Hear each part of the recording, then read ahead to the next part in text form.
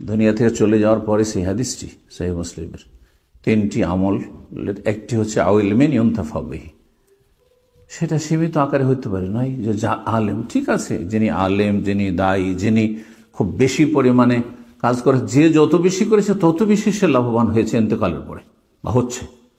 কিন্তু আপনি সীমিত আকারে আপনার এলম দিয়ে আপনি 2-4-10 জনকে আনফুস ওয়া আহলিকুম শুধু করেছেন, আপনি আপনাকে আপনার ছেলে মেয়েদেরকে যে জাহান্নাম থেকে রক্ষা করেছেন, আপনার ইন্তেকালের পরে এর একটা বেনিফিট আপনার কাছে যেতে থাকবে, লাভ যেতে থাকবে।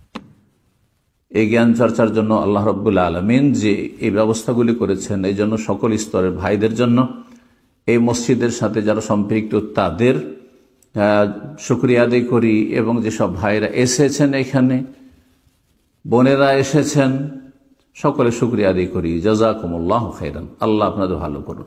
নবী করিম সাল্লাল্লাহু আলাইহি সাল্লামের এটি দোয়া, যথেষ্ট দোয়া, যে দোয়াটি হালকা মনে করবেন না।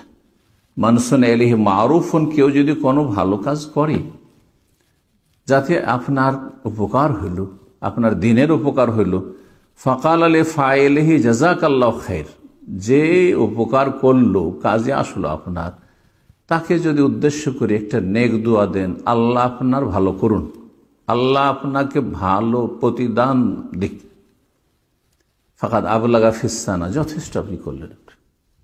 এই দোয়া তো সবই পেয়ে গেল। খায়রান না খেরা, যে কোনো ভালো, দুনিয়ার ভালো, পারিবারিক ভালো, মানসিক, শারীরিক, সব দিক থেকে ভালো। আল্লাহ যেন আপনাদের জাযায়ে খায়র দান করে। আমরা বলছি জাযাকুমুল্লাহু খায়রান।